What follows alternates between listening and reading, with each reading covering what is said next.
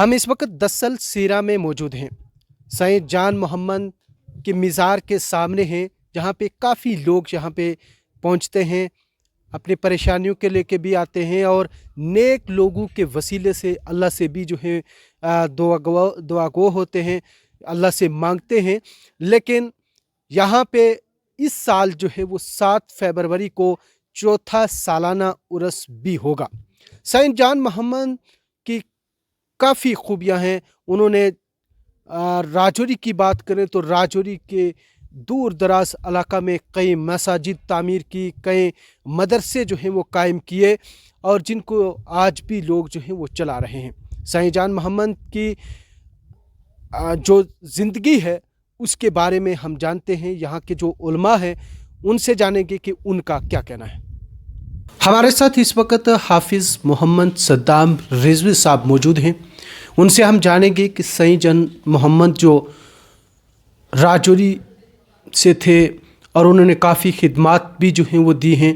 ان کے بارے میں، ان کی تاحیات زندگی میں کتنے کام ہوئے ہیں، کیا کچھ جو ہے وہ ان کی زندگی میں رہا ہے، اس کے بارے میں جو ہے وہ جانیں گے۔ حافظ صاحب، وقت دینے کے لیے بہت شکریہ۔ سید جان محمد کے بارے میں جو ہے آپ تھوڑا سا ہمارے ناظرین کو بتائیں گے۔ بسم اللہ الرحمن الرحیم، الصلاۃ والسلام علیک یا رسول اللہ، الصلاۃ والسلام علیک یا حبیب اللہ، وعلی آلک واصحابک سیدی یا رسول اللہ صلی اللہ تعالی علیہ وآلہ وسلم۔ ماشاء اللہ، حضرت سید جان محمد صاحب رحمۃ اللہ تعالی علیہ خطۂ جموں کشمیر کے جو معتبر اور معزز مقرب بزرگان دین ہیں، الحمدللہ ان میں سے ایک ہیں۔ سید جان محمد صاحب رحمۃ اللہ تعالی علیہ نے اپنی زندگی جو گزاری ہے وہ ایک ایسی زندگی گزاری ہے جو لوگوں کو بھی الحمدللہ آپ نے یہی بتایا کہ جو زندگی کا مقصد ہے وہ کیا ہے۔ تو سید جان محمد صاحب رحمۃ اللہ تعالی علیہ کا یہ الحمدللہ معیار رہا ہے کہ انہوں نے اپنی زندگی میں زیادہ سے زیادہ لوگوں کو دین کی طرف بلایا،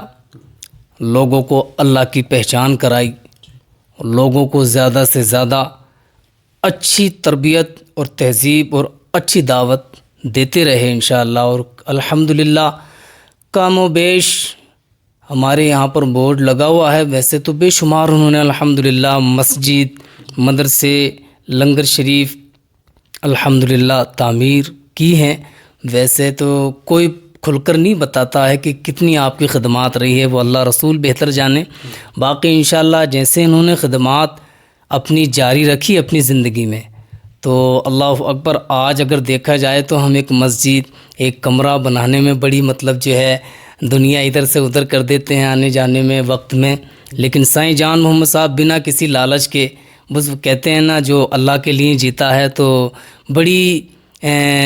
اللہ تبارک و تعالیٰ کی اس پر مدد اترتی ہے انشاءاللہ۔ تو اس طرح کا معیار رہا ہے سید جان محمد صاحب۔ حافظ صاحب، کیا وہ ایک ہی جگہ پہ قیام کرتے تھے یا چلتے پھرتے رہتے تھے اپنے تحیات زندگی میں؟ ماشاءاللہ، بڑا اچھا سوال کیا آپ نے۔ ان کی زندگی کا معیار ایک جگہ ٹھہرنے کا نہیں رہا ہے، بلکہ ان کی زندگی الحمدللہ انہوں نے ایسی جی ہے، خدا کی قسم، کہ کھانا پینا رب کے لیے تھا، مرنا جینا رب کے لیے، پیٹ بھر کھانا کھایا نہیں تھا، اوروں کو کھلوایا تھا۔ ان کے الحمدللہ جو کام کاج تھے وہ یہ تھے کہ کبھی یہاں کام چل رہا ہے تو دوسرا کام مسجد یا لنگر کا یا مدرسے کا دوسری جگہ چل رہا ہے، تو بس ایک دو دن ادھر دیے، ایک دو دن وہاں دیے، ایک دو دن وہاں دیے، ایسا کر کے سید جان محمد صاحب جو ہے چلتے ہی رہے زندگی بھر، لوگوں کو جوڑتے رہے اور بتاتے رہے کہ زندگی کا مقصد صرف اور صرف اللہ کی عبادت ہے اور کچھ نہیں۔ ہمیں سنا ہے کہ کئی مساجد، مدرسے جہاں قائم کیے ہیں، اللہ کے کاموں میں رکاوٹ تو نہیں آتی ہے، لیکن یہ کام جو ہیں وہ کتنے جلد مکمل ہو جاتے تھے اور کسی کو پتہ نہیں لگتا تھا، اس کے بارے میں تھوڑا بتائیں گے؟ جی بے شک، سبحان اللہ۔ دیکھیے، ایک تو یہ کہ جب ہم اپنی زندگی میں صرف اپنے ہی مقصد کو جان کر کے جئیں گے تو ان میں بہت دیری لگتی ہے۔ حضور علیہ الصلاۃ والسلام کی حدیث پاک ہے کہ جو دنیا کی محبت میں جیے گا اس کا ایمان اس طرح سے جل جائے گا، ختم ہو جائے گا، جیسے کہ ایک لکڑی کو جب ایک آگ جلا دیتی ہے تو اس کا وجود ختم ہو جاتا ہے۔ اور جو اللہ اور اللہ کے رسول کی رضا کے لیے جیتا ہے تو اللہ کی بڑی مخصوص اور خاص مدد اس کے لیے آتی ہے اور اس کے کام خود بخود بنتے چلے جاتے ہیں۔ اسی طرح سے سائیں جان محمد صاحب رحمۃ اللہ تعالیٰ علیہ کی زندگی کا معیار رہا ہے کہ انہوں کے پاس میں لوگوں نے دینے کی بڑی کوششیں کی، جس کی مرضی میں آیا کہ کوئی پیسے لے کر کے آتا، سائیں جان محمد صاحب نے نہیں لیے، کوئی 1 لاکھ دے، کوئی 50,000، کوئی کیسے کر کے نہیں لیتے تھے آپ، بس صرف اور صرف اگر ان کی مرضی یہ رہتی تھی کہ اگر جس سے لینے ہوتے تھے تو سائیں جان محمد صاحب اپنی جگہ اپنے قیام گاہ میں بیٹھ کر کے وہ وہاں تک کی بھی نظر رکھتے تھے اس رب کے فضل و کرم سے کہ اگر ان کو لینا ہوتا تھا تو وہ یہ بھی بتا دیا کرتے تھے کہ جو تو اپنے گھر پہ اس جگہ پر رکھ کر کے آیا ہے وہ لے کر کے آ گھر سے۔ اور نہ لینے والی بات یہ بھی تھی کیونکہ آپ کو لالچ نہیں تھا، اللہ اکبر، کہ جب آپ نہیں لیتے تھے تو لاکھوں روپے، ہزاروں روپے پھینک دیا کرتے تھے کہ مجھے یہ پیسہ نہیں چاہیے۔ وہ اللہ بہتر جانے ان کی نظر میں کیا اللہ پروردگار عالم نے عطا فرمایا تھا کہ اللہ اکبر وہ پیسے کو بھی پہچان کر کے لیا کرتے تھے کہ یہ کیسا ہے کیسا نہیں ہے۔ تو کیا اس دوران جب یہ کام چل رہے تھے تو لوگوں کی طرف سے بھی پورا تعاون کیا جاتا تھا؟ جی ہاں، الحمدللہ اپنی زندگی میں سائیں جان محمد صاحب پیسہ تو کبھی آپ نے طلب نہیں کیا کسی سے، لیکن ہاں یہ تھا کہ اللہ کی مدد اسی کو کہتے ہیں کہ حضور کی حدیث پاک ہے جس کو دیکھ کر خدا یاد آ جائے وہ اللہ کا ولی ہے۔ تو الحمدللہ سائیں جان محمد صاحب رحمۃ اللہ تعالیٰ علیہ جس کو حسب توفیق کہہ دیا کرتے تھے کہ آپ سے یہ چیز چاہیے کہ آپ دے سکتے ہیں، تو لوگوں کو پہچان کر بھی کہہ دیا کرتے تھے، کہا کرتے تھے کہ کس کے اندر کتنی استطاعت ہے، دے بھی سکتا ہے یا نہیں دے سکتا ہے۔ لیکن لوگ الحمدللہ لائن میں لگے رہتے تھے اس معاملات میں بھی کہ سائیں صاحب مجھ سے کہیں تو میں کچھ دوں، لیکن بس جس کو سائیں جان محمد صاحب پسند فرمایا کرتے تھے زیادہ سے زیادہ، جیسے کہ لوگوں کی جو ہے پوزیشن کو دیکھتے ہوئے آپ اسی حساب سے انشاءاللہ کہا کرتے تھے، جس کو جو حکم فرما دیا کرتے تھے وہ سر آنکھوں پر لے کر کے اس حکم کو انشاءاللہ تسلیم کر کے وہی چیز اب تک پہنچایا کرتا تھا انشاءاللہ۔ اس سال کتنا سالانہ عرس ہوگا اور اس کے بارے میں عوام کو کیا کہنا چاہیں گے؟ کیونکہ بہت سارے لوگ جو ہیں وہ جموں کشمیر کے ساتھ ساتھ بیرون ریاست کے لوگ بھی جو ہیں وہ یہاں پہ پہنچنے کی کوشش کرتے ہیں، تو ان کو کیا پیغام دینا چاہیں گے؟ انشاءاللہ اللہ اکبر، پروردگار عالم سے بس یہی دعا ہے کہ یہ 4تھا سال ہے انشاءاللہ اور 4تھا عرس ہے سائیں جان محمد صاحب رحمۃ اللہ تعالیٰ علیہ کا، تو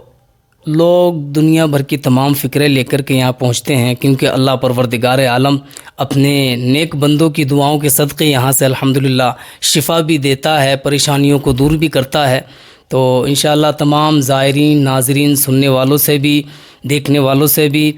اور جو اب کے انشاءاللہ اس سال عرس میں آنے والے ہیں 7 فروری کو انشاءاللہ یہاں پر دعا ہوتی ہے، غالباً 10 سے 11 کے بیچ میں انشاءاللہ۔